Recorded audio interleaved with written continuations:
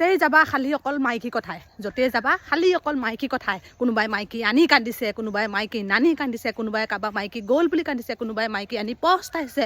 মুঠৰ ওপৰত অকল মাইকীয়ে, অকল মাইকীয়ে। মতা মানুহৰ একোৱেই অসুবিধা নাই বুলি ভাবিছে নেকি?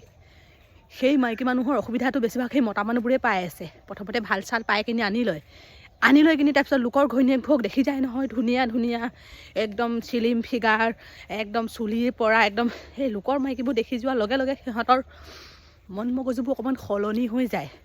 তাৰপিছতে আৰু সেই মাইকী আনি কাজিয়া, নানি কাজিয়া, মুঠতে কাজিয়া অন্ত নাইকিয়া হৈছে।